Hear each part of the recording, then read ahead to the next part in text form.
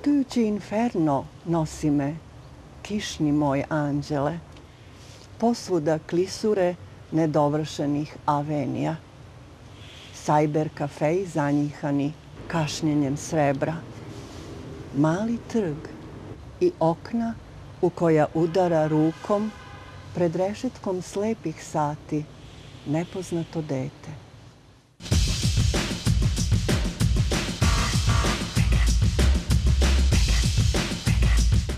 Kao posljedica konkursa za kratku priču pisanu za mlade, Kulturni centar Grad je objavio zbirku pripovedaka Prostor za mokrog psa.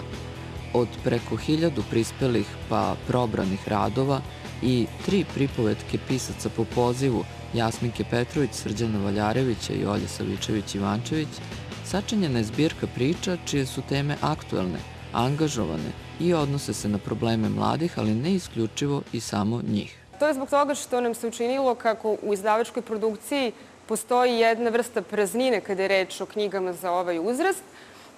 Tako da smo mi u konkursu skrenuli pažnju autorima i pokušali smo da na neki način ih podstaknemo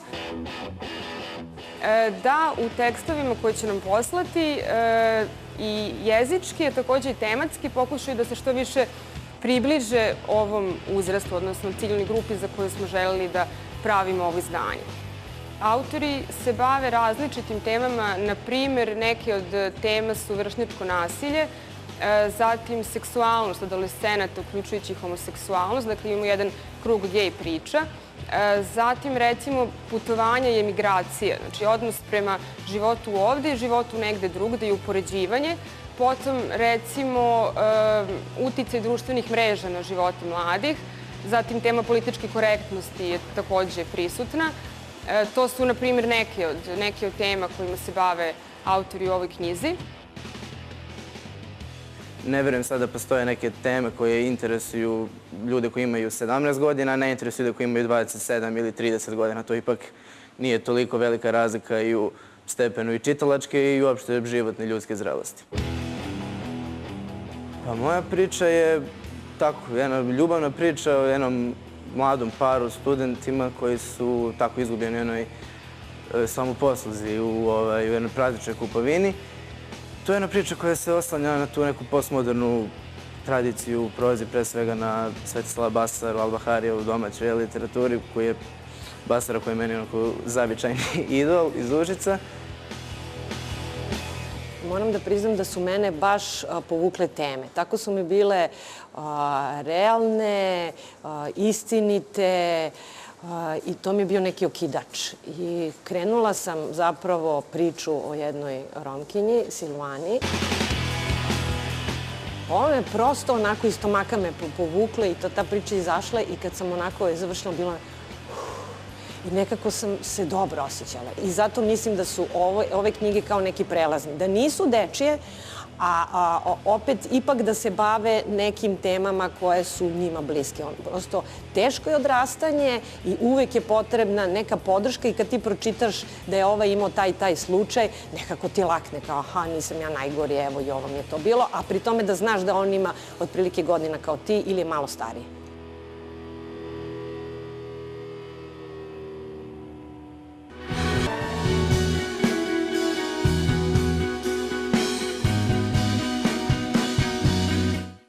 Sve uvrede dana mogu da slete na moje rame, dobro će im biti. Daću im tranzistor i male slušalice, da čuju škripu lanjskih snegova, gong što u meni udara u panonsko podne i onu sićušnost maka što pada u testo božanskog kolača, čija poslednja mrvica na crepovima i slami naraste i opet bude prva i ne da se potrošiti.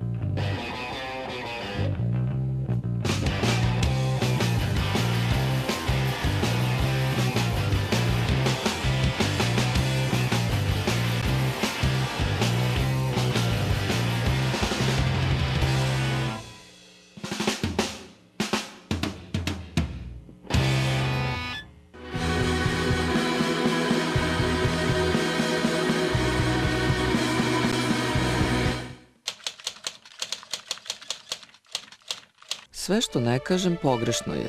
Knjiga je intervjua nastala nakon brojnih TV emisija posvećenih savremenim svetskim i domaćim piscima koji u okviru redakcije za kulturu RTS-a već godinama suvereno radi Neda Valčić-Lazović.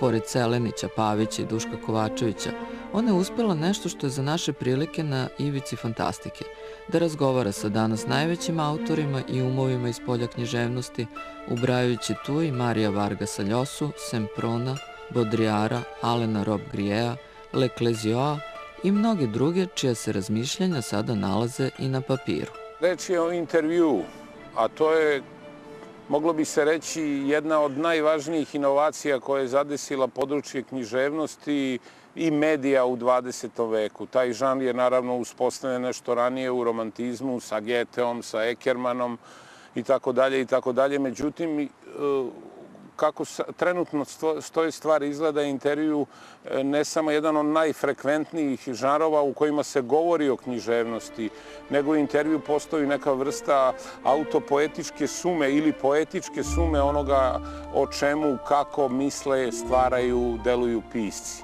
I kad pogledam knjigu koleginice Nede Valčić-Lazović, sve što ne kažem pogrešno je, u kojoj su sabrani intervjui sa najznačajnijim srpskim, evropskim i svetskim piscima, ja se u tu belodanu činjenicu nekako iznova uveravam. Evo u ovoj knjizi se nalazi recimo intervju sa Marijom Vargasom Ljosom. Imao sam priliku da vidim Ljosinu knjigu u originalu od nekoliko stotina stranica u kojoj je sam Ljosa pribrao sve svoje intervjue, ukazujući, u stvari signalizujući na taj način da mu do njih nije stalo kao do nekakve jednokratne, prolazne forme, nego kao mesta u kome on kristalizuje najbolje svoje misli o književnosti. Ova knjiga u određenom smislu ima još jedan vrlo značajan aspekt, ne samo za medij za koji se stvara, jer znamo da Neda Valčić-Lazović već godinama pravi te intervjue koji idu, mogu da kažem, odmah u fundus, u trajnih kulturnih vrednosti onoga što televizija kao medij proizvodi, nego je ova knjiga koja upozorava na činjenicu da treba čuvati kriterijume. Danas intervjui daju svako, ne možete da otvorite novinu, a da u njoj nema bar jedan ili dva intervjua bilo koga, o bilo čemu i bilo kada. Ovo je knjiga koja pokazuje da postoji i dalje, bez obzira na to što se to na prvi pogled ne bi reklo, određen sistem vrednosti, određena hijerarhija vrednosti na kojoj počiva svaka ozbiljna, samomisleća, dobro utemeljena kultura.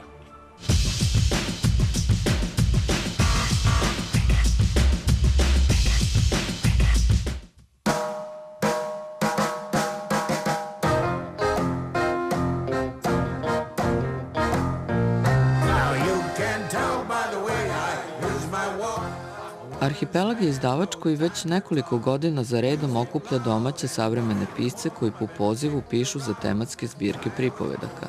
Tako je nastala i poslednja zbirka koju su osmislili i uredili David Albahari i Srđan Vtešin, a zajednička tema svih priča je starost. Otprilike godinu dana David Albahari i ja smo razmenjivali silne mailove na najrazličitije teme, ali nekako smo se uvek bavili jednom temom koja je bila interesantna za obojicu, a to je tema starost. Nekako se iskristalisala ideja da bismo mogli čak da uključimo i više ljudi u tu našu prepisku, pa nam je palo na pamet da zapravo pozovemo najznačajnije srpske pripovedače da pišu na temu starosti. Da pokušaju da daju svoje viđenje tog zanimljivog, važnog, čak i strašnog fenomena kao što je starost. Pa nam je 21 pisac poslao svoju priču, esej ili razmišljanje na temu starosti i to je zapravo jedan veliki projekat koji je na najrazličitije načine uključio različite pisce, različite generacije, različitih poetika, a koji objedinjuje ta jedna zajednička tema, a to je tema starosti.